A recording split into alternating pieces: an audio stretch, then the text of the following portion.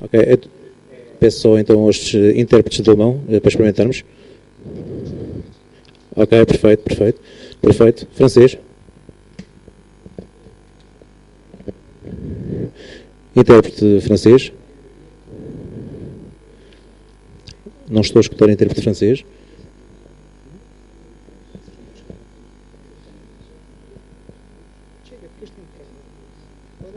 A intérprete francesa está-me a ouvir?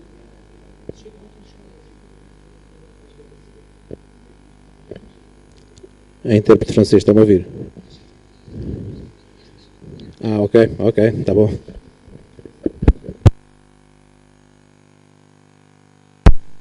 Vamos começar, ok? Intérpretes, atenção, vamos começar. Olha, podemos começar? Muito boa tarde.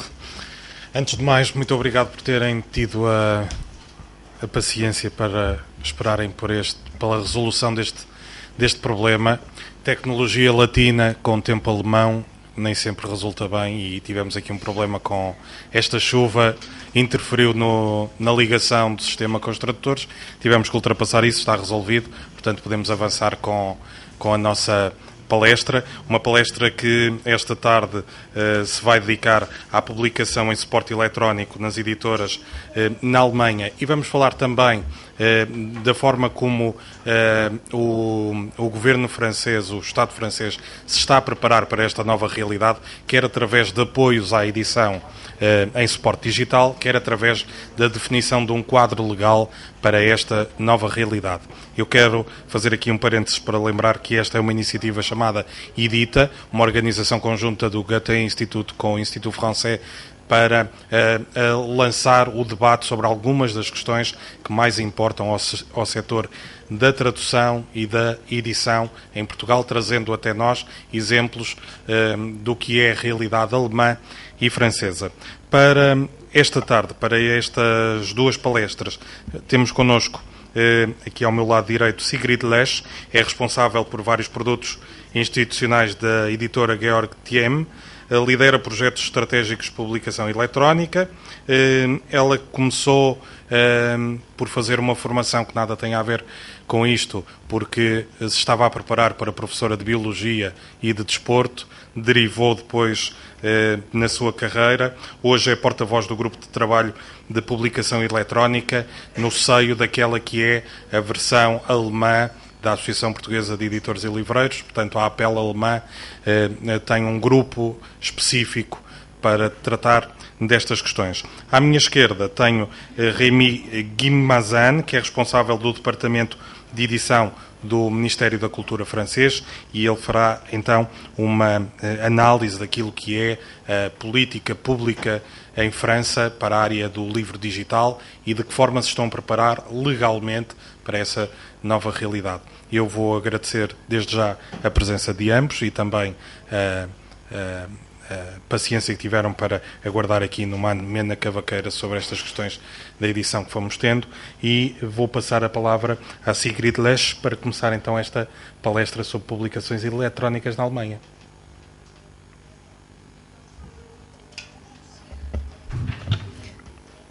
Vielen Dank für die Einführung und ich bedanke mich auch für Ihre Geduld, dass Sie so lange geblieben sind. Und meine Aufgabe ist es, Ihnen heute etwas über das elektronische Publizieren in Deutschland zu erzählen. Das Thema beschäftigt die Verlags- und Buchhandelsbranche in Deutschland schon seit mehr als 10 Jahren. Und bereits damals hat der Börsenverein des deutschen Buchhandels, die Branchenvertretung für Verlage und Buchhandel, einen Arbeitskreis elektronisches Publizieren ins Leben gerufen, der heute immer noch besteht. Und dieser Arbeitskreis hat das Ziel, Know-how-Transfer zu betreiben für Verlage und auch Buchhandlungen zum Thema elektronisches Publizieren. Der Arbeitskreis wurde am Anfang von vielen Verlagen etwas belächelt, so nach dem Motto, was ist das schon, elektronisches Publizieren, kommt sowieso nicht, wir machen weiter Bücher. Und mit der Zeit aber wurde das ganze Thema immer wichtiger und die Verlage und der Buchhandel beschäftigen sich immer intensiver mit allen Fragen zum elektronischen Publizieren. Einer der Hauptgründe ist, dass wir merken, dass sich das Mediennutzungsverhalten in immer mehr Zielgruppen geändert hat. Immer mehr Menschen in Deutschland verwenden das Internet. Das geht quer durch alle Gesellschafts- und Altersschichten. Und wir können heute nicht mehr nur davon sprechen, dass die junge Generation sich mit diesem Medium auseinandersetzt, sondern auch die Älteren. Wir haben beispielsweise das Phänomen, dass Gesundheitsthemen im Internet immer wichtiger werden. Die Leute informieren sich im Internet, wie eine Operation funktioniert und wollen dann vom Arzt auch entsprechend behandelt werden. Das heißt also, diese ganze Thematik Internet wird immer wichtiger. Nicht nur, dass die Leute sich Informationen aus dem Internet holen, sie ändern auch ihr Kaufverhalten und benutzen das Internet immer mehr als Kaufweg. Das heißt, sie bestellen bei Amazon, sie bestellen auch andere Dinge über das Internet. Die Verlage und der Buchhandel merken auch, dass bei digitalen Angeboten die Zahlungsbereitschaft des Kunden eine andere ist als im Printbereich. Der Kunde ist bereit, 15, 20 Euro für ein Buch auszugeben. In dem Augenblick, wo das Angebot digital kommt, ist er nicht mehr bereit, die gleiche Summe zu zahlen, sondern möchte das Ganze billiger haben. Mit den Tools des Internets, die es ermöglichen, auf einfache Weise Publikationen digital zu veröffentlichen, sind in den Markt auch neue Wettbewerber eingetreten, die vorher mit Verlagswesen und Buchhandel überhaupt nichts zu tun hatten.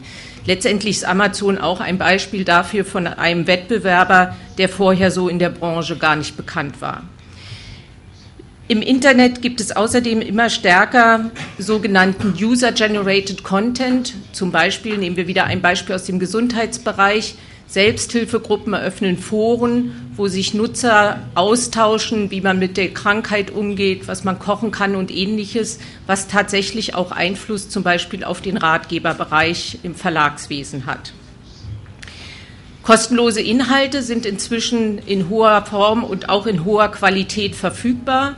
Auch hier gibt es ein Beispiel im deutschen Verlagswesen, wo eine bekannte Marke aufgeben musste. Es gab bis vor kurzem eine große Enzyklopädie im deutschen Markt, Brockhaus, die relativ spät angefangen hatten, sich in den digitalen Bereich zu bewegen.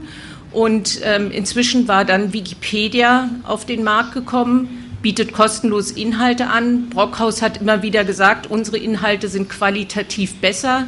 Sie konnten die Kunden aber nicht davon überzeugen. Und das Ergebnis ist, dass diese Enzyklopädie jetzt nicht mehr gedruckt wird. Und wie sie digital angeboten wird, steht noch in den Sternen. Ein ganz wichtiger Punkt für die Veränderung im Verlagsumfeld ist das Urheberrecht.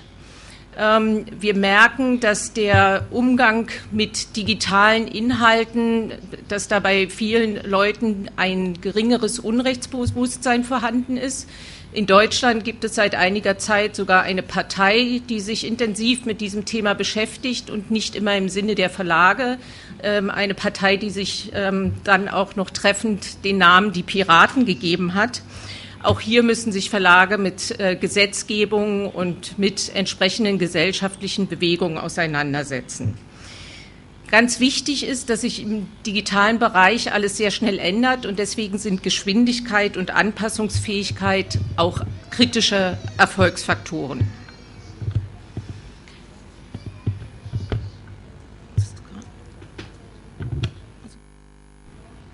Oh, okay, thank you.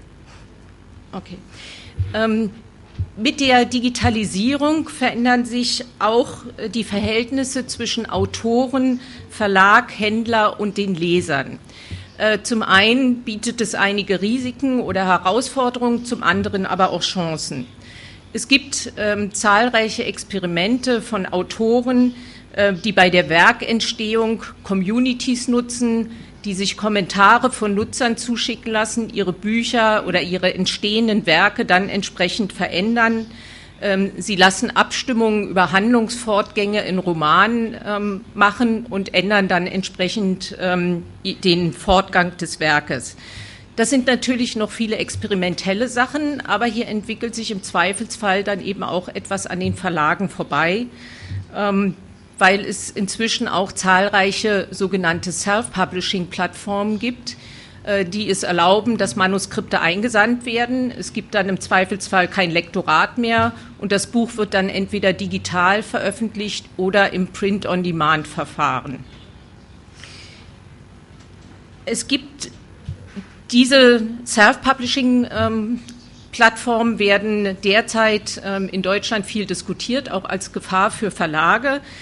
Zur Leipziger Buchmesse gab es jetzt eine Umfrage unter Autoren, die zunächst einmal Entwarnung signalisiert, weil viele Autoren doch eher gerne im traditionellen Verlagen veröffentlichen, sei es nun im Print oder digital.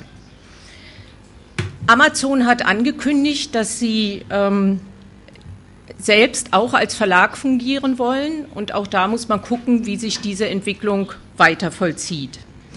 Eine große Chance bieten die digitalen Medien im Verhältnis zu Lesern für Verlage, weil hier über E-Mail-Marketing oder auch Plattformen wie Facebook die Verlage die Möglichkeit haben, sehr nahe an ihren Lesern, an ihre Leser heranzukommen und entsprechende Marktforschung oder Feedbackmöglichkeiten aufzubauen. Der Börsenverein des deutschen Buchhandels hat im letzten Jahr eine Arbeitsgruppe gegründet, die sich mit der Zukunft der Branche befasst hat. Und diese Arbeitsgruppe hat 55 Thesen formuliert, die ich Ihnen jetzt nicht alle vorstellen will. Ich habe mal 3 ausgewählt, die im Zusammenhang auch mit elektronischen Medien eine Rolle spielen. Eine der Thesen lautet, alle gedruckten Medien verlieren an Bedeutung. Die Inhalteanbieter bei Bezahlinhalten sind nicht unbedingt identisch mit Buchverlagen. Das heißt, es kommen neue Inhalteanbieter. Wikipedia ist so ein Beispiel. Und diese neuen Anbieter nehmen den alten Marktteilnehmern Marktanteile ab. Und eine weitere These ist, dass Verlage Know-how zu Konzeption, Produktion und Vermarktung von multimedialen oder digitalen Bezahlinhalten aufbauen. Ich halte diesen letzten Punkt für sehr wichtig, aber Sie sehen, diese These wurde erst im letzten Jahr formuliert und das bedeutet auch, dass auch in Deutschland noch einiges in Entwicklung ist. Ich möchte jetzt auf einige Beispiele für digitale Verlagsangebote in Deutschland zu sprechen kommen. Es gibt schon seit längerem sogenannte Hybridprodukte, Bücher, in die eine DVD mit Visualisierung, Zusatzmaterial eingelegt werden. Das verschiebt sich immer mehr in Hybridprodukte mit einer Koppelung Print und Online. Das heißt, in das Buch wird eine Zugangssignatur eingedruckt, mit deren Hilfe der Nutzer sich dann Zugriff auf digitale Zusatzinhalte verschaffen kann.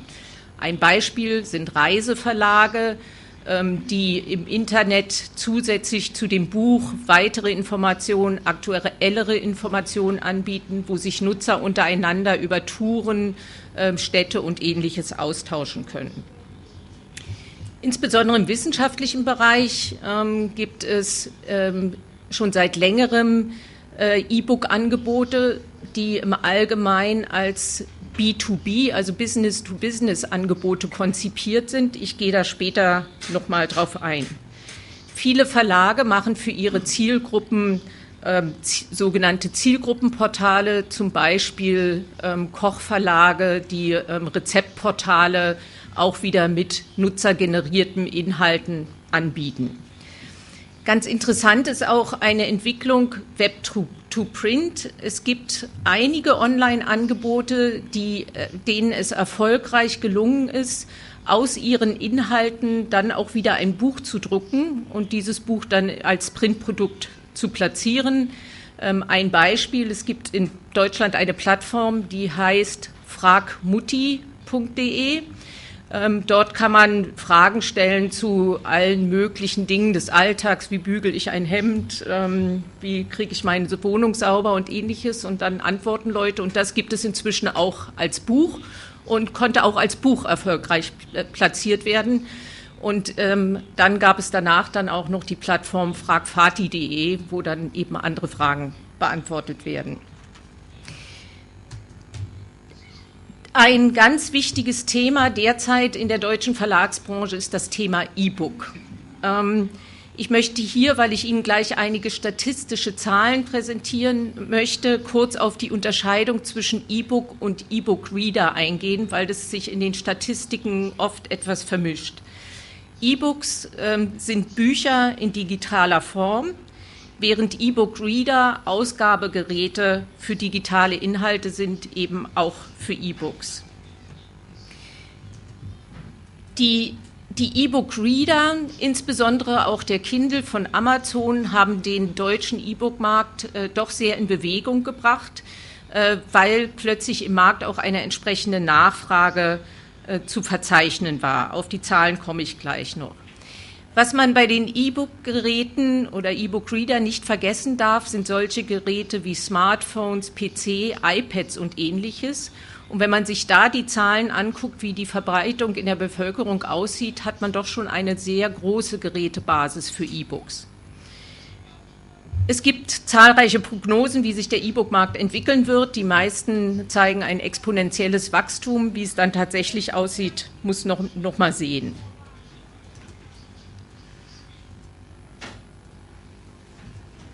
Ja, nun einige Zahlen zum deutschsprachigen oder zum deutschen E-Book-Markt. Das sind verschiedene Studienergebnisse, die dort zusammengefasst sind. Zunächst ein Studienergebnis, das nicht auf der Folie ist, aus einer Studie des Börsenvereins aus dem Jahr 2011. Demnach bieten 35% der Verlage bereits E-Books an und 80% planen, das auch in den nächsten Jahren zu tun.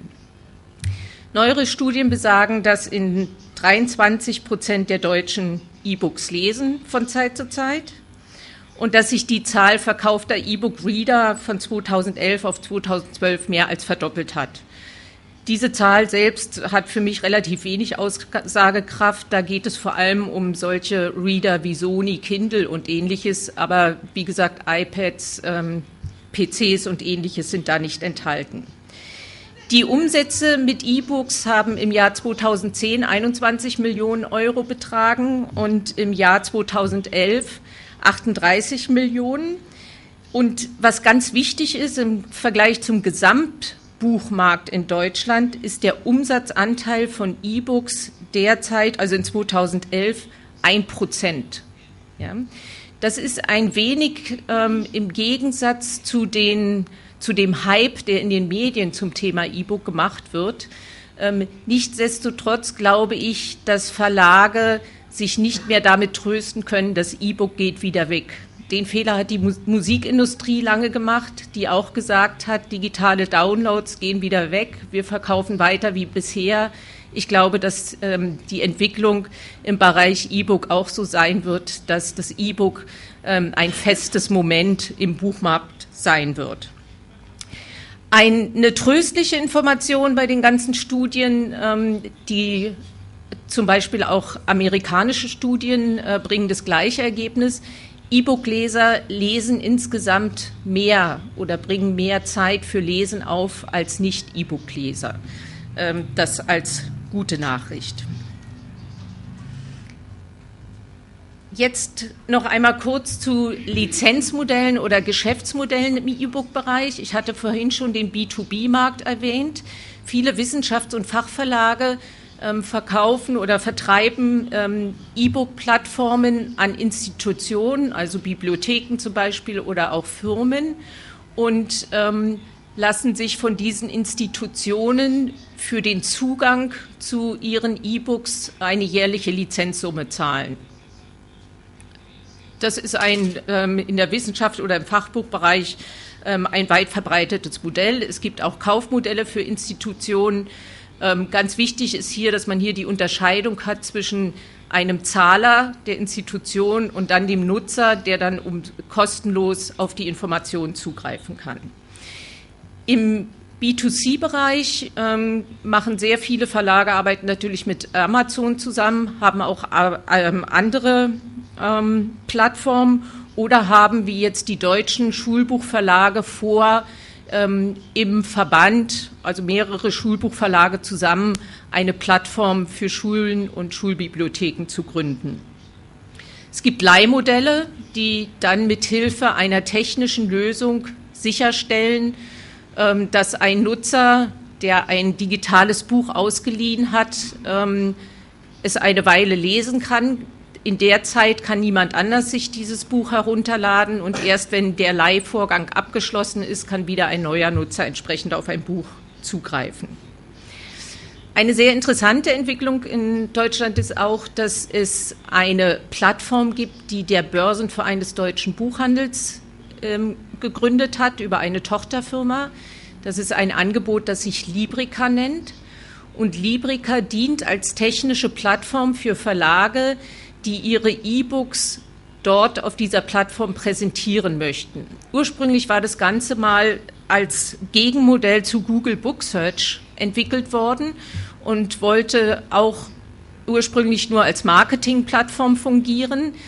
Heute ist es aber so, dass über die Plattform auch elektronische Bücher heruntergeladen werden können und Librica hat sogar inzwischen ein eigenes E-Book-Reader-Gerät angekündigt. Immer mehr Verlagsauslieferungen und Zwischenbuchhändler haben ein neues Geschäftsfeld für sich entdeckt und bieten Verlagen digitale Dienstleistungen an. Das hängt insbesondere mit der Problematik der Formate bei E-Books zusammen. Es gibt eine Vielzahl an Standards. Zwei sehr bekannte sind EPUB, das ist ein XML-Standard, und PDF, das sicher die meisten von Ihnen kennen. Aber zum Beispiel EPUB liegt gerade in der Version 2 vor. Die Version 3 ist in Arbeit. Wann sie kommt, weiß man noch nicht. Die jetzige Version hat die eine oder andere Einschränkung. Es gibt eine große Gerätevielfalt an Readern und das alles bedeutet, dass für die Verlage hohe Kosten für die Transformation in die verschiedenen Standards anfallen. Das darf man nicht vergessen. Und es bedeutet auch, dass sich Mitarbeiter des Verlages mit diesen Themen auseinandersetzen müssen. Eine Besonderheit sind noch sogenannte Enriched oder Enhanced E-Books auf Neudeutsch, ich sage es auf Englisch. Darunter versteht man elektronische Bücher, die mit Zusatzinhalten oder Zusatzangeboten angereichert sind, zum Beispiel Videosequenzen, interaktive Grafiken, kleine Quizspiele und Ähnliches. Hier wird von vielen Nutzern oder auch von Medienvertretern immer wieder gefordert, je mehr angereichert E-Books sind, umso wertvoller sind sie für die Nutzer. Reine PDFs werden sehr oft verdammt, weil es heißt, eine 1:1 Umsetzung eines gedruckten Buches in die digitale Welt würde dem digitalen Medium nicht gerecht. Es hat aber gerade letzte Woche ein renommierter Verlag in Deutschland, Rowohlt, Ergebnisse des Verkaufs ihrer angereicherten Bücher mitgeteilt und sie haben festgestellt, dass die Nachfrage sich doch noch sehr in Grenzen hält und dass der Aufwand, den Mehrwert eines Enriched Books zu kommunizieren, relativ groß ist. Ja, also hier muss man auch noch gucken, wie sich der Markt entwickelt. Diese ganzen Entwicklungen, also auf der einen Seite 1% des Gesamtumsatzes der Bücher, auf der anderen Seite ist der ganze Hype in den Medien, bedeutet für die Verlage natürlich ein Abwägen, inwieweit man sich engagiert. Aber ich glaube, dass für die meisten Verlage gilt, dass die Digitalisierung oder die Nachfrage nach E-Books ein Katalysator sein müssen, um in die Aufbereitung von Daten und Inhalten zu investieren, damit man diese Inhalte dann sowohl gedruckt als auch digital anbieten kann. Und ganz wichtig, das Gleiche gilt auch für die Einrichtung entsprechender Workflows. Weitere Herausforderungen, denen sich Verlage in Deutschland im Zusammenhang mit elektronischen Büchern stellen müssen, sind Fragen wie die Preisbindung. Wir haben in Deutschland eine sehr starke Preisbindung, die gilt auch für digitale Bücher. Es gibt ab und zu Verlage, die dann auch neue Geschäftsmodelle ausprobieren. Ein Beispiel, ein kleiner Verlag hat eine Plattform mit digitalen Büchern angeboten und hat die Preisfindung den Nutzern überlassen. Das heißt, der Nutzer konnte bestimmen, dieses Buch ist mir 5 Euro wert, dafür zahle ich 5 Euro, oder es ist mir 10 Euro wert, dafür zahle ich 10 Euro. Das wurde gestoppt, weil es dem Preisbindungsgesetz, das in Deutschland herrscht, nicht entspricht. Zur Preisfindung und dem Bezahlverhalten der Nutzer hatte ich schon etwas gesagt. Auch hier noch ein wichtiges Faktum im deutschen Buchmarkt. Gedruckte Bücher unterliegen einem verringerten Mehrwertsteuersatz. Bei elektronischen Büchern gilt dieser verringerte Mehrwertsteuersatz derzeit nicht. Die Buchbranche versucht, da was dran zu ändern, aber das ist schwierig. Eine wichtige Diskussion in allen Verlagen ist, ob die digitalen Angebote die Printangebote substituieren. Wenn man jetzt einen Teil des Buchmarktes nimmt, den Lehrbuchmarkt in Deutschland, kann man feststellen, der ist sowieso im Sinken. Und viele Verlage haben inzwischen die Haltung, besser wir kannibalisieren uns selbst, als dass es ein anderer tut. Für große Diskussionen in der Buchbranche sorgt auch immer die Frage nach DRM, Digital Rights Management. Wir haben natürlich, wie hier auch, das Problem der Piraterie von Inhalten. Viele Verlage in Deutschland gehen inzwischen dazu über, einen psychologischen Schutz zu machen. Das heißt, in eine Download-Datei wird der Name des Nutzers eingedruckt oder ähnliche Dinge. Wegen der Zeit will ich jetzt auf Verwaltungsaufwand und Mitarbeiterqualifizierung nur am Rande eingehen. Viele Verlage, die elektronische Angebote gemacht haben, haben gemerkt, dass es wichtig ist, eine Hotline vorzuhalten, die technische Probleme bei den Nutzern löst. Das sind alles Kosten, die man natürlich in die Kalkulation mit einbeziehen muss. Eine ganz wesentliche Frage ist, wo bleibt der stationäre Buchhandel? Bei den digitalen Angeboten. Viele Sachen laufen am Buchhandel vorbei. Verlage haben eigene Plattformen und haben Spezialplattformen. Und deswegen möchte ich hierzu ein Zitat von einem bekannten Buchhändler in Deutschland anbringen, der sagt, der Buchhandel befindet sich, nimmt man die veröffentlichte Meinung als Gradmesser, zwischen nackter Angst und digitaler Zukunftseuphorie. Und ich denke, das beschreibt im Augenblick die Lage im stationären Buchhandel auch sehr gut.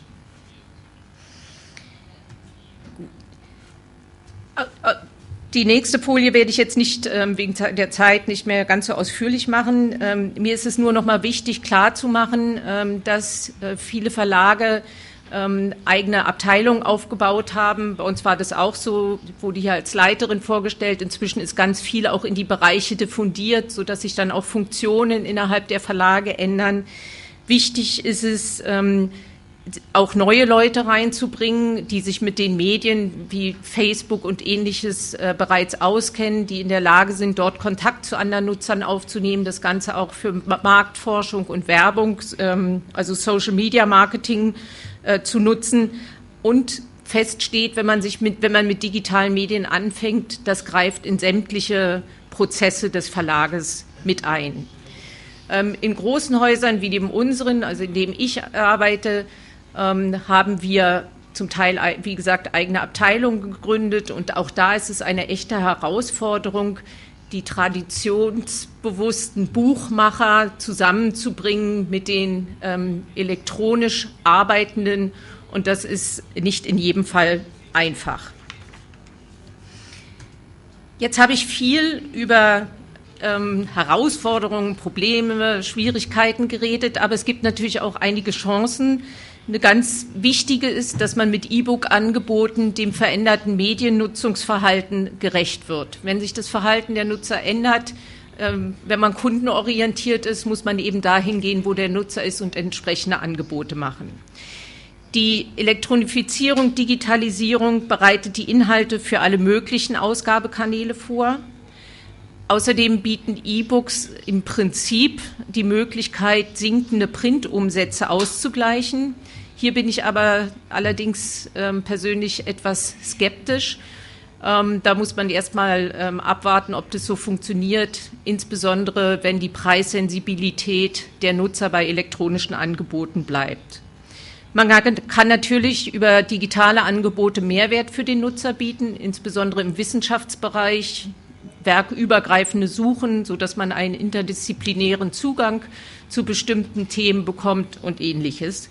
Und nicht zuletzt, wenn man heute nicht in digitale Angebote investiert, bleibt man im Zweifelsfall für Autoren nicht mehr attraktiv. Und ich denke, Autoren werden Verlage auch weiterhin brauchen, wenn sie erfolgreich sein wollen. Wir haben bis jetzt vor allem über die Möglichkeit gesprochen, Erlöse über Inhalteverkauf zu generieren. Es gibt aber im elektronischen Bereich natürlich noch weitere Erlösquellen. Zum Beispiel, wenn man ein Zielgruppenportal hat, kann man Werbebanner von Drittfirmen akquirieren und darüber Geld gewinnen, der Produktverkauf und was einige Verlage auch verstärkt versuchen, der Verkauf von Dienstleistungen.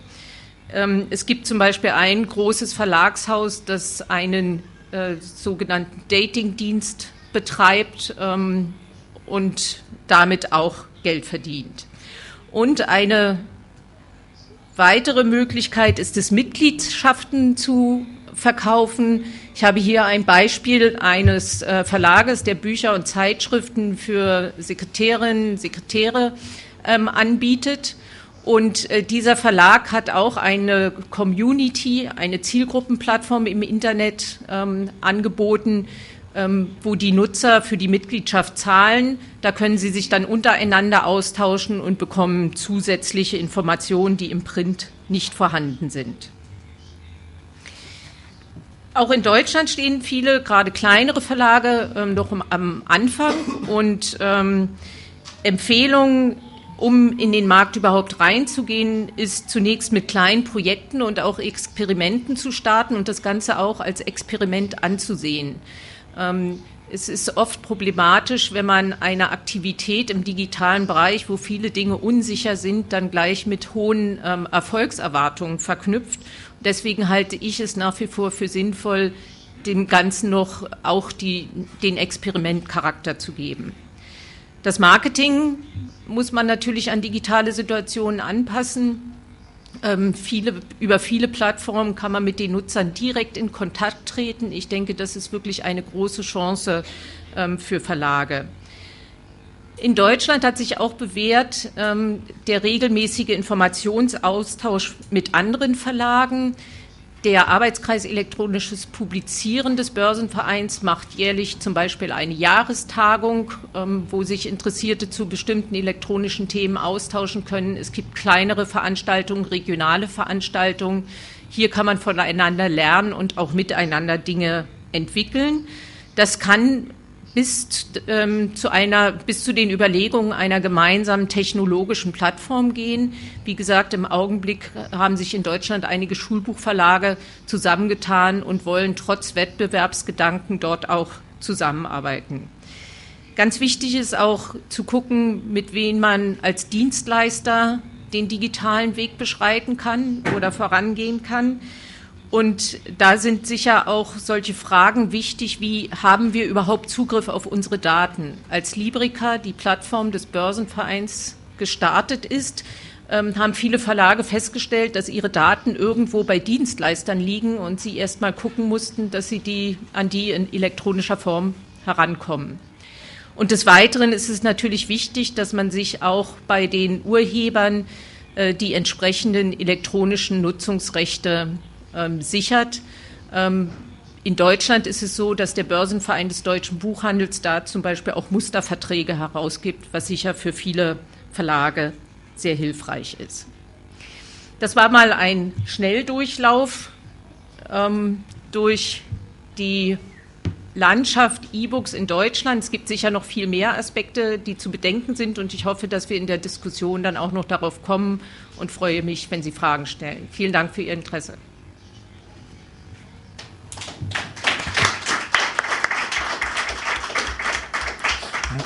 Muito obrigado por esta apresentação. Percebemos perfeitamente que na Alemanha, como em França vamos perceber também já a seguir, já há muito que se ultrapassou um debate que ainda é muito intenso em Portugal, se o livro eletrónico vai substituir o papel ou não. Eles já deixaram as questões filosóficas de lado, estão concentrados naquilo que é uma realidade. Existe o e-book, é preciso preparar estratégias, mecanismos legais para receber esta nova realidade e como é que nós nos podemos preparar enquanto empresas e enquanto Estado para uma nova plataforma. Agora vamos assistir a uma intervenção que nos vai ajudar a perceber como é que o Estado francês, o governo francês, está a encarar esta nova realidade, como é que se está a preparar para este novo formato, quer através de apoios à edição digital, quer através da criação de um quadro legal para esta plataforma. Quem vai fazer a intervenção, como eu já disse, é Rémi Guimazan, que é responsável do Departamento de Edição do Ministério da Cultura francês. Muito obrigado.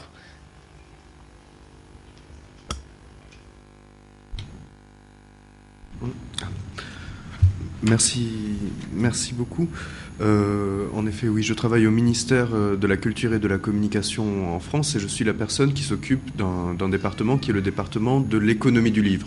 C'est le département qui se charge traditionnellement de la régulation, des politiques de régulation et des politiques aussi de droit d'auteur qui encadrent le secteur industriel du livre.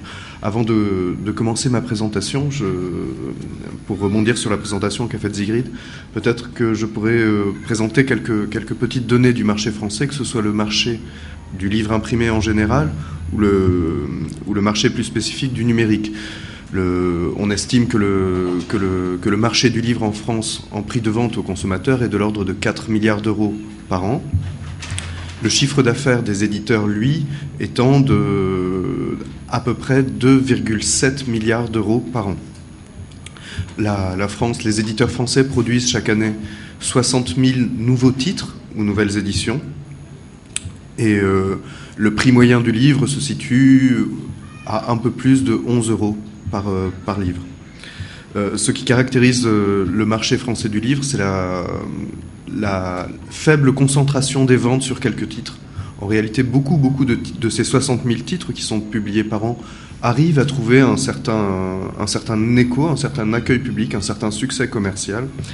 Et cette situation est liée à une autre spécificité de notre marché qui en fait un marché assez remarquable dans le monde, c'est l'importance du réseau de vente au détail de livres en France, la persistance d'un réseau très très dense de librairies sur l'ensemble de librairies et de points de vente du livre en général sur l'ensemble du territoire national.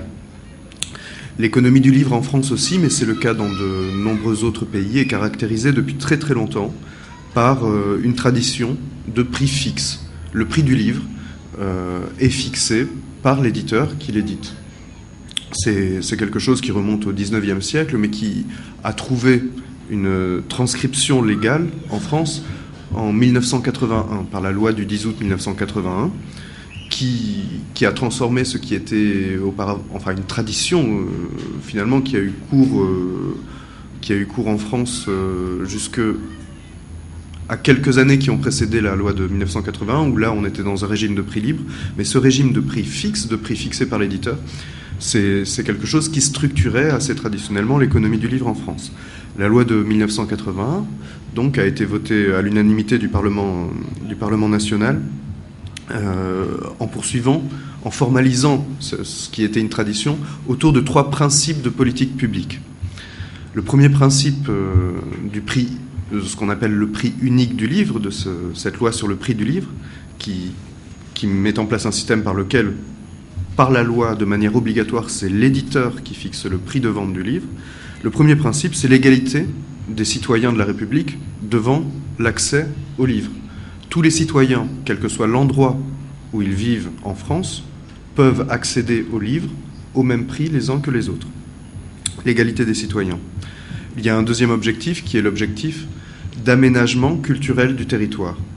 Il semble important, par cette loi qui, en empêchant la concurrence sur les prix, empêche finalement la concentration du marché de la vente au détail entre les mains de quelques opérateurs, ça préserve un réseau dense qui permet la présence du livre, de l'accès au livre, dans des communes qui, en l'absence d'un tel dispositif, d'une telle loi, se verraient désertifiées en matière d'équipement de cette nature. Le troisième objectif, et peut-être le plus important, c'est la diversité culturelle et la diversité éditoriale. Le principe de la réflexion qui est à la base de cette loi, le principe qui est derrière, c'est que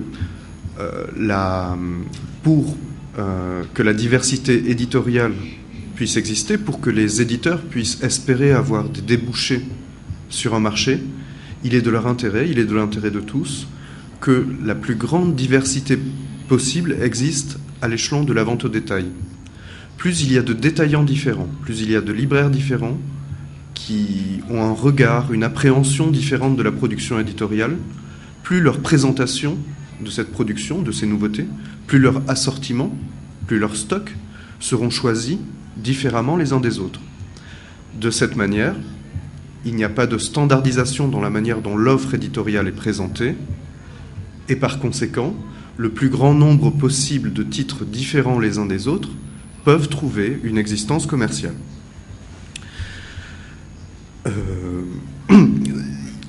Lorsqu'on en vient à la politique, au paysage numérique, d'abord, en France, on peut regretter que l'offre en matière de livres numériques ne soit pas aussi développée qu'elle l'est en matière de livres imprimés. On estime qu'il y a aujourd'hui 60 à 70 000 titres de livres numériques disponibles sur le marché. C'est une politique, tandis qu'en termes de livres disponibles, il y a 650 000 références encore actives de livres imprimés disponibles sur le marché. Donc un dixième, c'est un rapport de 1 à 10 entre la disponibilité de livres numériques, enfin entre l'offre numérique et l'offre imprimée en matière de livres. Sigrid a donné tout à l'heure des données sur les usages du numérique en Allemagne. En France, on estime que, d'après les dernières données dont on dispose en tout cas, 5%, peut-être un peu plus, des Français ont lu un livre numérique dans l'année. Donc les usages ne sont quand même pas massifs. La connaissance, la pénétration, l'intuition même qu'il existe une offre de livres numériques n'est pas si généralisée que ça. Un petit peu plus de la moitié de la population française a entendu parler, c'est qu'il existe une offre de livres numériques et sait où la trouver. Cependant, l'existence d'une offre abondante par laquelle les gens qui souhaiteraient obtenir des livres numériques et lire des livres sur support numérique, l'existence de cette offre légale est un enjeu crucial. À partir du moment où les lecteurs qui voudraient lire des livres numériques ne trouvent pas à des conditions acceptables les œuvres qu'ils voudraient lire sous format numérique, il y a un risque élevé de piratage des livres. Par conséquent, depuis 2007, il y a une politique importante en France de soutien à la numérisation rétrospective des collections contemporaines des éditeurs, par une taxe qui a été mise en place sur toutes les ventes en France d'appareils qui permettent la reproduction, les photocopies, les fax, les scanners. Une taxe sur les ventes de ces appareils en France permet de dégager à peu près une dizaine de millions d'euros par an, et ces 10 millions d'euros financent à la fois la numérisation patrimoniale de tous les livres du domaine public, qui est faite par la Bibliothèque nationale de France, à partir de ces collections, mais cela finance aussi un mécanisme de soutien aux éditeurs qui souhaiteraient numériser les livres qu'ils ont déjà produits au format imprimé, de manière à développer une offre dans laquelle figurent aussi les livres récents, contemporains, qui ont été produits sous forme imprimée. Pour autant, et là j'en reviens à la manière dont j'ai présenté la loi de 1981, pour autant, la circulation des œuvres sur l'Internet a certaines spécificités qui font peser, et Sigrid l'a bien dit, des menaces, des craintes sur ce que peut devenir l'économie du livre au format numérique. Ce qui caractérise l'économie dématérialisée, la circulation dématérialisée des œuvres, c'est la présence de très grands opérateurs, qui sont des opérateurs généralement dont le chiffre d'affaires, dont l'objectif commercial n'est pas forcément de maximiser le chiffre d'affaires réalisé par la vente des œuvres. D'ailleurs, ils appellent ces œuvres, ils n'utilisent pas le mot œuvre, ils utilisent le mot contenu. Leur intérêt, souvent, est de vendre autre chose que ce qu'ils appellent les contenus. Ils veulent vendre de la publicité, ils veulent vendre de la bande passante, comme des opérateurs de téléphonie, ils veulent vendre du matériel, des tablettes pour lire des livres, des téléphones, des baladeurs, mais pas forcément des œuvres, pas forcément des contenus. Donc leur intérêt n'est pas de maximiser le chiffre d'affaires qui serait réalisé par ce qu'ils appellent les contenus, donc n'est pas du tout de maximiser la rémunération de la création. Si ces opérateurs qui, en plus, ont tendance sur l'Internet à prendre très très rapidement des monopoles sur lesquels il est ensuite très difficile de revenir, si ces opérateurs contrôlent la chaîne de valeur, la manière dont les œuvres produisent de la valeur, il y a un très fort risque qu'ils s'arrangent pour que toute la valeur aille sur la rémunération du matériel, de la publicité, de la bande passante, et d'affaiblir le plus possible la rémunération de la création. Il y a donc un danger supplémentaire, au-delà du danger qu'on peut trouver aussi sur l'Internet de la concentration, qui est la même logique que la loi de 1981. Si sur l'Internet, trop peu d'opérateurs vendent des livres numériques, il va y avoir finalement une standardisation des assortiments et une concentration des ventes sur quelques titres, parce qu'il n'y aura que quelques personnes qui vendront des livres sur l'Internet, que sur l'Internet, en plus, un écran d'ordinateur, c'est tout petit, c'est beaucoup plus petit qu'une table de librairie, on ne peut pas placer beaucoup de livres, donc il y aura une concentration forcément des ventes sur quelques meilleurs titres. Donc l'enjeu de diversité des acteurs qui vont mettre en avant des livres sur l'Internet est aussi important, sinon plus, en ligne que dans l'univers des boutiques, où on a vu que la diversité des boutiques était importante. Sur l'Internet aussi, il est important qu'il y ait des acteurs différents les uns des autres, qui présentent tous différemment l'offre numérique elle aussi. Et au-delà de ça, donc, comme je viens de le dire, il y a cet enjeu d'empêcher des acteurs dont l'intérêt n'est pas forcément de rémunérer la création, de contrôler la chaîne de valeur. En suivant ce raisonnement, il est apparu au pouvoir public français que la politique du livre devait mettre en place un système par lequel, comme dans l'univers imprimé, il revient à l'éditeur, qui représente l'auteur, de contrôler le prix final de vente du livre. Alors pour cela, plusieurs moyens étaient possibles. Le premier moyen qui pouvait être possible, c'est l'utilisation d'outils contractuels.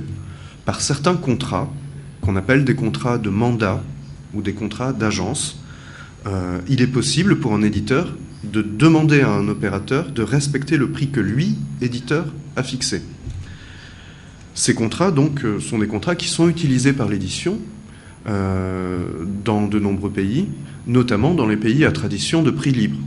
Aux États-Unis, ce sont ces contrats d'agence qui organisent les relations entre les grands groupes d'édition et un opérateur tel qu'Apple.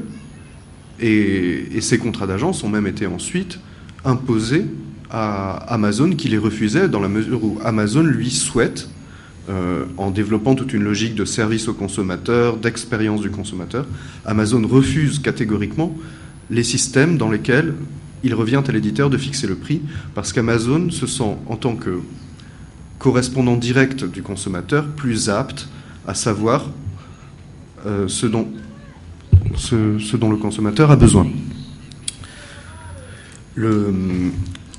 Donc Amazon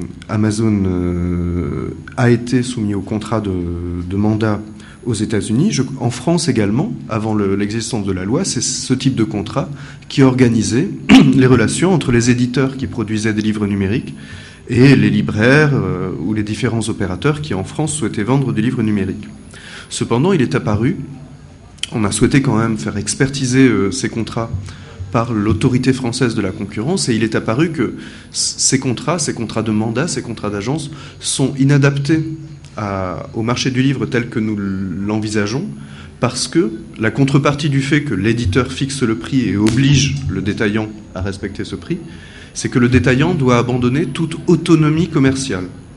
Ce qui revient à dire que le libraire, si on signe avec lui un contrat de mandat ou un contrat d'agent, le libraire n'a plus le droit de mettre en avant de son propre chef, par son propre libre arbitre, certains titres plutôt que d'autres.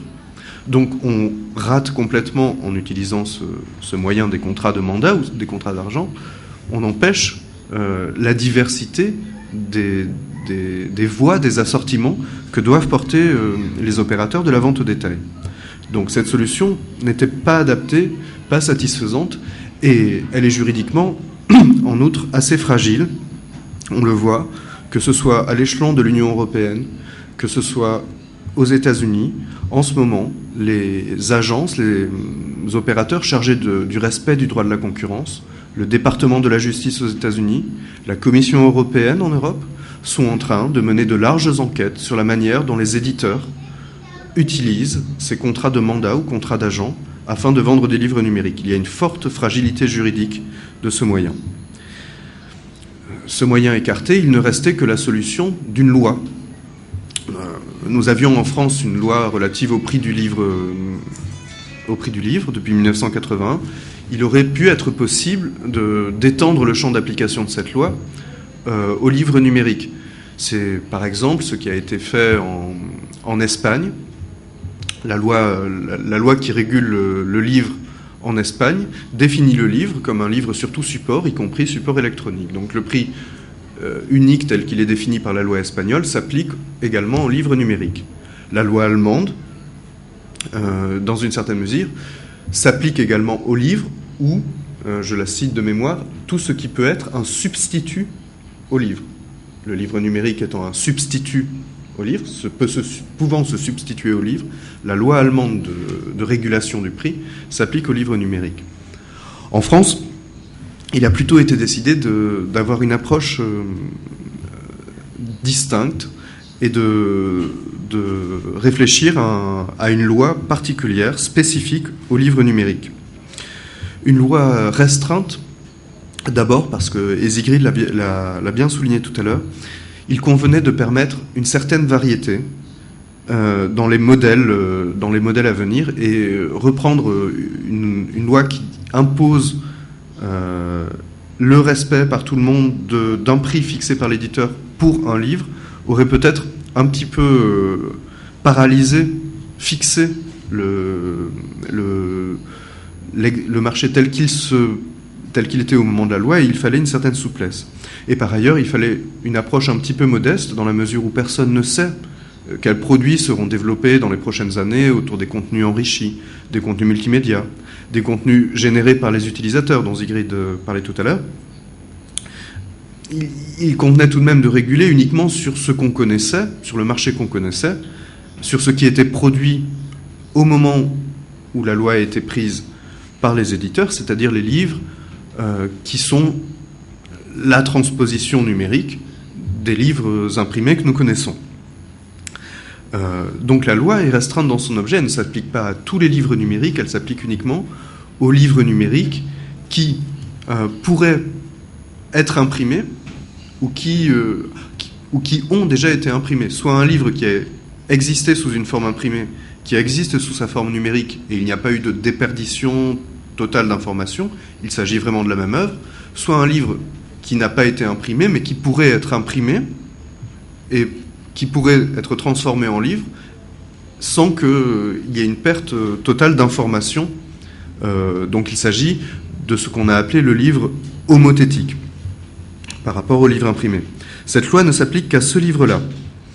Et par ailleurs, la loi ne prévoit pas que pour un livre, il y a un prix, et il ne s'agit que de ce prix-là auquel les détaillants peuvent vendre le livre. La loi dispose que l'éditeur doit fixer un prix pour chaque offre qu'il met sur le marché. Et elle précise cela. La loi explique que le prix fixé par l'éditeur peut différer suivant le contenu de l'offre, les modalités d'accès ou les modalités d'usage. C'est-à-dire que l'éditeur peut envisager d'avoir un prix différent suivant que son offre est composée de 1 livre ou de 100 livres. Le prix pouvant différer suivant le contenu de l'offre, si je fais une offre qui contient 100 livres pour la vendre à un client, je ne suis pas obligé de faire la somme arithmétique des prix unitaires de chacun de ces livres. Première souplesse. Deuxième souplesse, le prix peut différer suivant les modalités d'accès. Là, c'est la prise en compte d'une évolution qu'on observe en ce moment sur l'Internet.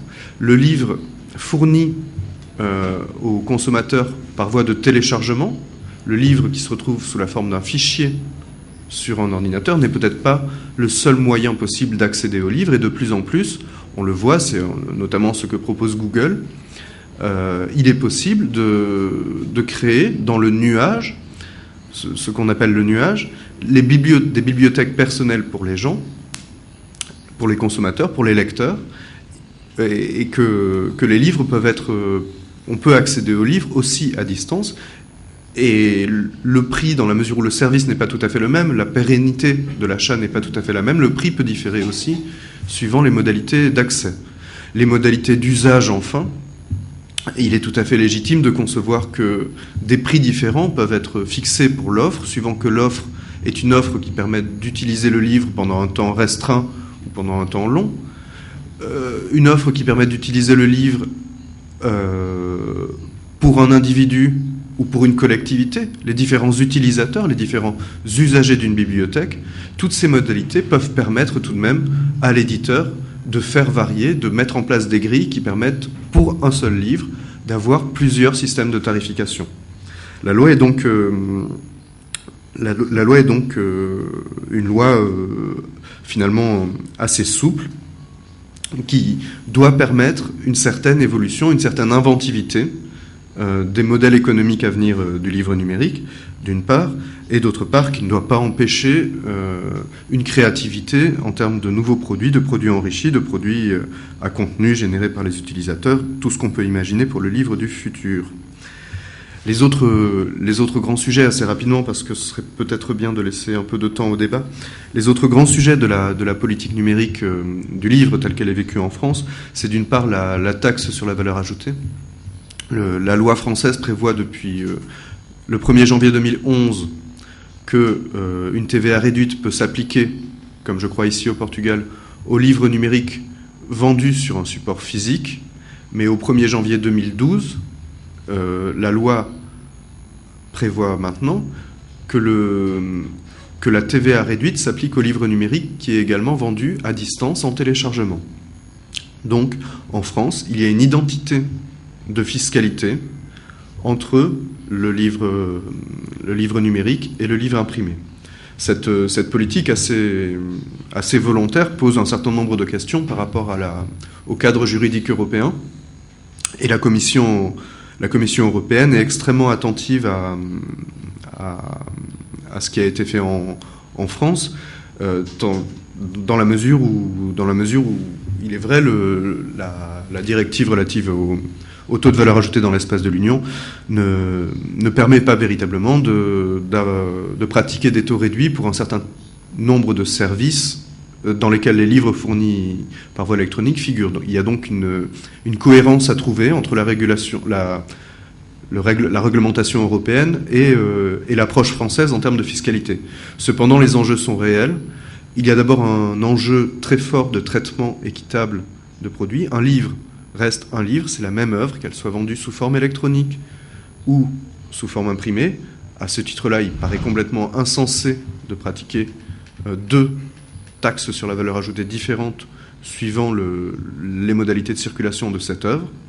Par ailleurs, il y a un enjeu très très fort de piratage.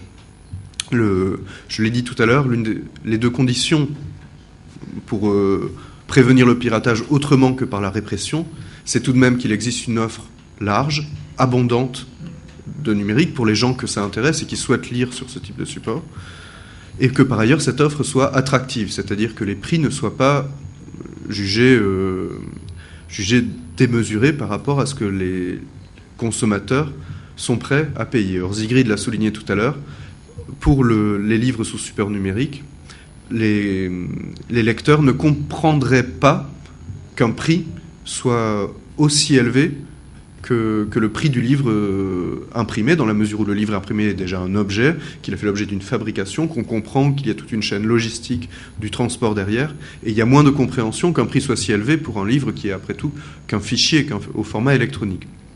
Sans tenir compte en plus des risques qui pèsent sur la pérennité de l'achat. Lorsqu'on achète un livre, on le garde dans sa bibliothèque, on est à peu près sûr de pouvoir le garder pendant quelques siècles, enfin pendant sa vie durant. Un livre numérique, compte tenu de l'évolution des formats, des standards, des technologies, il y a une certaine incertitude tout de même sur la pérennité de l'acquisition. Donc les lecteurs ne sont pas disposés à payer des sommes très importantes pour les livres numériques. Et afin d'éviter le piratage, il convient tout de même d'aider les éditeurs à pratiquer des politiques de tarification qui soient le plus bas possible. Donc avoir une tarification à TVA à taux plein pour le livre numérique lorsqu'on a une TVA à taux réduite sur le livre imprimé est extrêmement dangereux en termes de développement du piratage. Un autre enjeu qui est abordé par la politique publique française, c'est les relations entre les éditeurs et les auteurs au moment de prévoir la commercialisation numérique d'une œuvre. Le code de la propriété intellectuelle en France a tout un chapitre qui régule le contrat d'édition. C'est le contrat par lequel un auteur confie à un éditeur ses droits d'auteur en contrepartie de la fabrication d'un certain nombre d'exemplaires du livre. C'est le contrat traditionnel qui lie un éditeur à un auteur. Beaucoup de questions se posent au moment de réfléchir à la manière dont on va pouvoir adapter ça au numérique. D'abord, la question toute bête, non, un contrat d'édition numérique, c'est pas un contrat par lequel l'éditeur s'engage à fabriquer un certain nombre d'exemplaires. C'est pas tout à fait ça. Mais au-delà de ça, se posent des questions très très importantes comme la rémunération de l'auteur, l'assiette de la rémunération de l'auteur, le pourcentage de cette rémunération. Est-ce qu'il doit s'agir du même pourcentage que celui qui perçoit pour la vente d'un exemplaire imprimé, sachant que on l'a vu, beaucoup de modèles économiques de valorisation des livres sont possibles par la voie numérique et qu'il ne s'agira pas seulement de la vente par exemplaire de livres qui générera de la rémunération. Donc il y a toute une série de choses à penser. Comment juger aussi, lorsqu'un éditeur vend des livres numériques, qu'il fait bien son travail, ce pourquoi l'auteur lui a cédé ses droits. Pour les livres imprimés, c'est réglé par la loi en France. Si l'éditeur n'est plus capable d'aller permettre aux libraires de commander les livres neufs pour pouvoir les vendre à des clients, c'est-à-dire si le livre est épuisé, n'est plus disponible, cet épuisement du livre, de l'édition, constitue un défaut dans l'exploitation qui doit être permanente et suivie par l'éditeur, et donc l'auteur peut dénoncer le contrat et récupérer les droits d'auteur qu'il a cédés à l'éditeur. Pour le numérique, c'est un petit peu plus compliqué.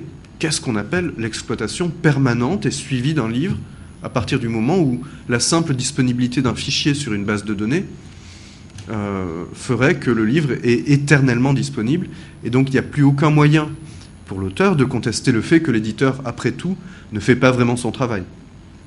Donc il y a toute une série de questions qui restent à résoudre, qui vont au-delà de la question de l'édition de livres, mais qui sont quand même très très spécifiques, prégnantes dans les relations entre auteurs de livres et éditeurs de livres en France.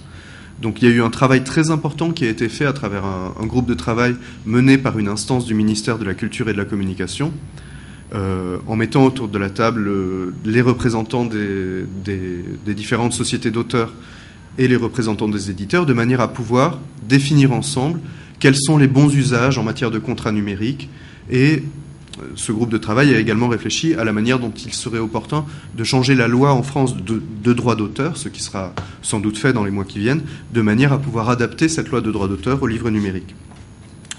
Un dernier élément que je vais présenter et je vais arrêter là, c'est un autre projet fort de la politique numérique en France qui consiste suite à l'engagement de la France dans le contentieux qui a opposé Google aux éditeurs et aux auteurs américains à cause de la contrefaçon de tous les livres protégés qui avaient été faits dans les bibliothèques américaines, et surtout au projet d'accord de règlement qui a été un temps envisagé, c'est ce qu'ils ont appelé le settlement.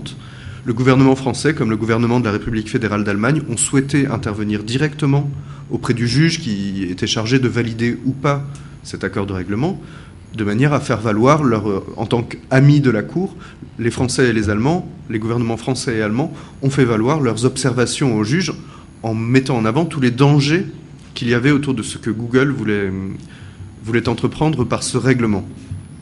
Cependant, il y avait, je vais assez vite, c'est un sujet dont on pourrait parler pendant des heures, mais il y avait dans les arguments qui étaient mis en avant par Google à l'époque devant le juge américain, un argument assez fort, c'est que le projet de Google aurait permis à des millions de lecteurs d'accéder de nouveau à des livres qui n'étaient plus disponibles aujourd'hui dans le commerce. Et cette question des livres qui ne sont plus disponibles porte une question d'accès qui rend difficile ensuite d'aller défendre le droit d'auteur en disant « Mais non, Google, vous ne pouvez pas aller reproduire sans demander l'autorisation des livres, il faut demander l'autorisation. » Et Google répondait « Oui, mais c'est extrêmement compliqué, je ne sais pas à qui demander l'autorisation. » Et vous voyez, les pauvres lecteurs n'ont plus accès à ces livres, donc vous voyez bien que j'œuvre pour le bien.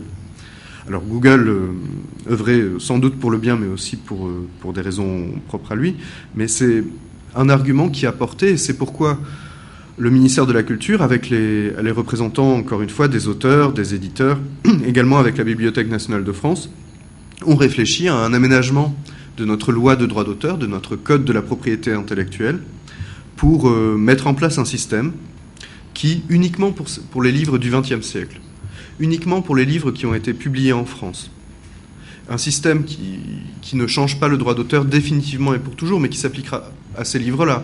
Et quand ces livres-là rentreront dans le domaine public, ce système disparaîtra.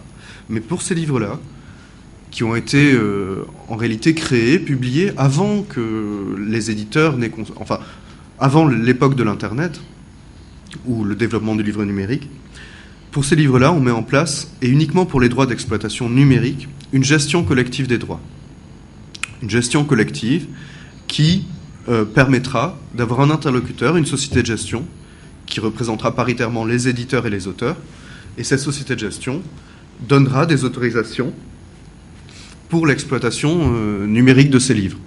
À ce projet, à cette modification du droit d'auteur, donc qui est entrée en vigueur en France par une loi qui a été publiée le 1er mars dernier, s'ajoute un projet porté conjointement par la Bibliothèque nationale de France, par les éditeurs français et leurs syndicats, à travers une instance interprofessionnelle qui s'appelle le Cercle de la librairie, un projet qui va consister, à partir des livres qui sont au dépôt légal, qui sont concernés, qui sont des livres indisponibles aujourd'hui du XXe siècle, d'entreprendre un projet de numérisation avec un concours de fonds privés et publics, de manière à pouvoir développer assez rapidement, en France, une offre, un accès nouveau à ces livres, qui générera un retour en termes de droits d'auteur. Voilà, je m'en arrête là. J'ai présenté à peu près ce qu'est la politique numérique du livre en France. Muito obrigado por esta apresentação, que foi bastante esclarecedora sobre a forma como o setor editorial francês e o governo francês estão a responder a desafios que, em certa medida, não são novos, porque uma das vantagens do setor editorial e livreiro é o de poder ter aprendido alguma coisa com o universo da música, que viveu uma mudança de plataforma, também ela muito importante, e onde foram cometidos provavelmente alguns erros por alguma ingenuidade na forma como encararam esta mudança e o aparecimento de ficheiros digitais. O setor editorial e livreiro está a saber aprender alguma coisa, tirar algumas ilações desse processo para se precaver. Eu ia fazer só uma breve pergunta aos dois, porque é algo que tem motivado um debate intenso em termos internacionais e que prende exatamente com os direitos de autor. Os autores, e alguns deles de uma forma militante, por exemplo, o britânico Martin Amis tem feito uma campanha muito forte nesse sentido, reclamam que este novo modelo, esta nova plataforma digital, deverá remunerar melhor a criação. O Rémi avançou exatamente com essa questão, que um dos problemas prende-se com o facto das editoras e estruturas como a Amazon quererem avocar aquilo que poderia ser uma maior remuneração para os autores para o processo, ou seja, para marketing e para a valorização dessas máquinas que constroem os aparelhos de leitura dos e-books, e manter o autor com a mesma remuneração do livro em papel. Vocês acham que este braço de ferro vai ser ganho por alguma das partes? Vai ficar tudo como está? Sigrid, como é que vê esta luta entre editores, estruturas como a Amazon e os autores, que geralmente são a parte mais frágil deste processo?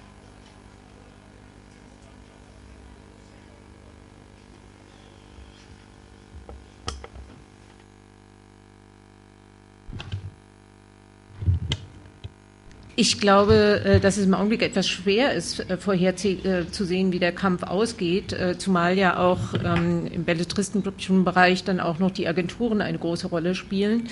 Und ich fühle mich auf dem Gebiet etwas unsicher, weil ich selbst in einem Wissenschaftsverlag arbeite, wo die Bedingungen dann nochmal ein bisschen anders sind.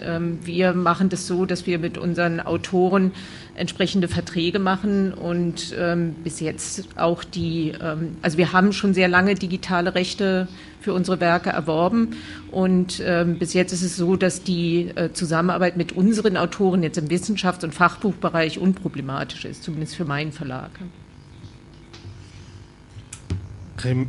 Rémi, a mesma questão, sendo que a experiência também me diz que algumas editoras estão a aproveitar este momento de alguma indefinição para, em termos contratuais, imporem, por exemplo, já valores mais ou menos definidos para uma realidade que ainda não é um negócio verdadeiramente forte, e os autores, muitas das vezes por inocência e por não verem o livro digital como algo de verdadeiramente concreto em termos de vendas, estão a aceitar modelos de remuneração do livro digital quase como se fosse o livro impresso. A lei francesa está atenta a esta realidade?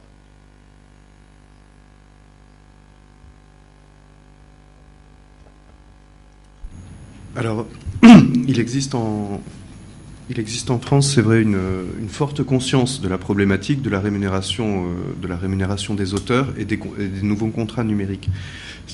Les auteurs ne sont absolument pas insensibles à cette question en général. L'ensemble des sociétés d'auteurs se sont mobilisées sur cette question des droits numériques, de la cession des droits numériques depuis longtemps.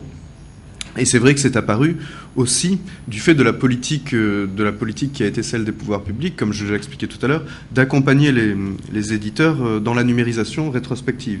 Beaucoup d'éditeurs ont été à ce moment-là incités à numériser, ont obtenu des subventions, et une fois que les subventions étaient obtenues, ont entrepris les démarches juridiques pour discuter avec les auteurs et pour conclure des avenants numériques au contrat de manière à pouvoir organiser juridiquement l'exploitation numérique.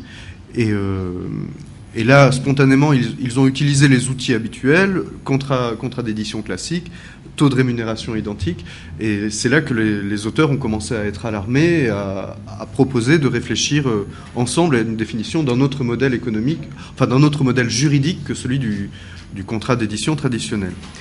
Il y a un risque, enfin il y a des solutions à trouver pour améliorer la manière dont les conditions contractuelles évolueront entre les auteurs et les éditeurs. Mais là, je crois que j'ai présenté tout à l'heure le travail qui avait été fait par le ministère de la Culture en France, et je pense que les solutions vers lesquelles on s'achemine sont plutôt équilibrées en la matière.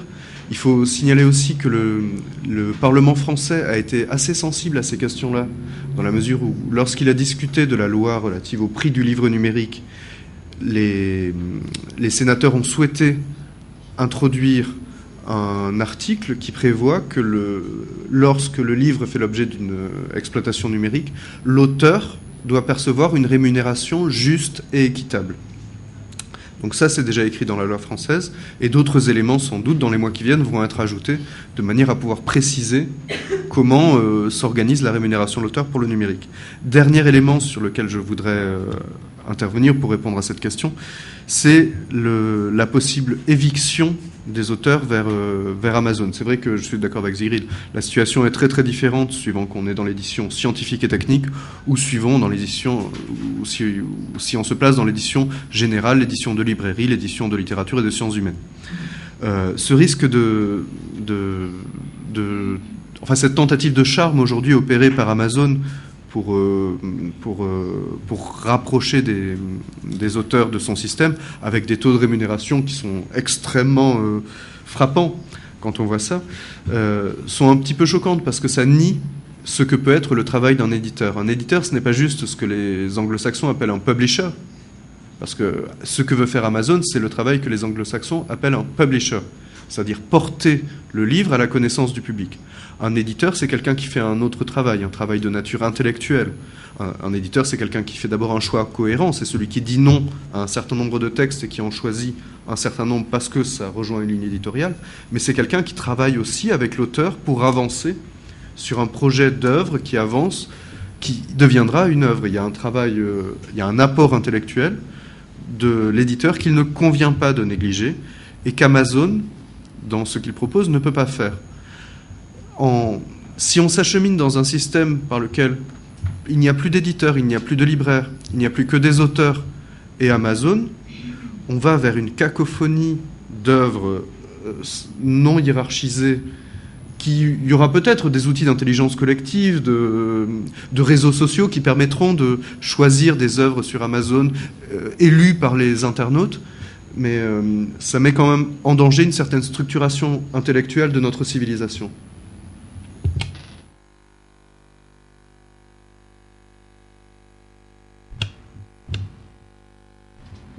Ich möchte kurz darauf noch eingehen. Ich halte es für ganz wichtig, dass die Verlage sehr deutlich machen, was sie überhaupt für Autoren leisten. Und ich halte das für eine ganz wichtige Aufgabe für eine Branchenvertretung. Und der Börsenverein des deutschen Buchhandels unternimmt da auch einiges, hat vor einiger Zeit eine Broschüre herausgegeben mit dem Titel "Was Verlage leisten" und auch eine Website dazu eingerichtet. Die Kommunikation dieser Leistungen auch in Richtung Autoren halte ich für sehr, sehr wichtig. Muito obrigado. Eu agora ia abrir a conversa ao público, ver se há questões, já está ali. Vou pedir só que aguarde pelo microfone para que os nossos tradutores possam ouvir. Muito obrigado. Boa tarde.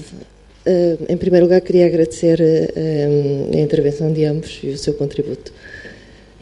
A pergunta que eu gostava de fazer é a seguinte: em relação ao livro escolar, e quando me refiro a livro escolar é pré-universitário, qual prevêem que seja o impacto relativamente ao mercado digital, tanto em relação a editores como em relação a livreiros, a livrarias? E por último, gostaria de questionar o representante da APEL na mesa sobre o mercado digital, o que é que tem sido feito em Portugal, que estudos é que há, que desenvolvimentos é que nos pode reportar. Obrigada.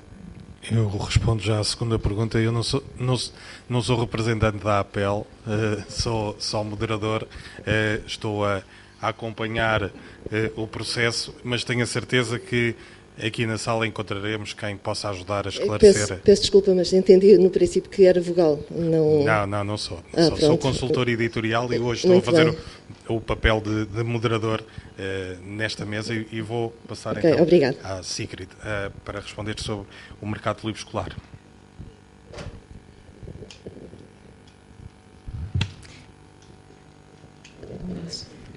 Ich habe noch nicht ganz verstanden, welche Regelungen oder welche Art Regelungen Sie in Bezug auf die Schulbuchverlage meinen.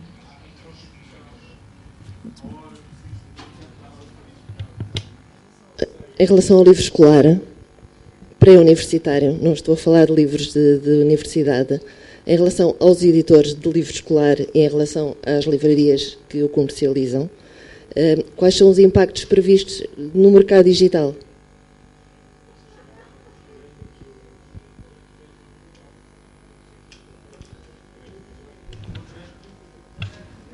Ja, es gibt, also viele Schulbuchverlage in Deutschland betreiben bereits Plattformen.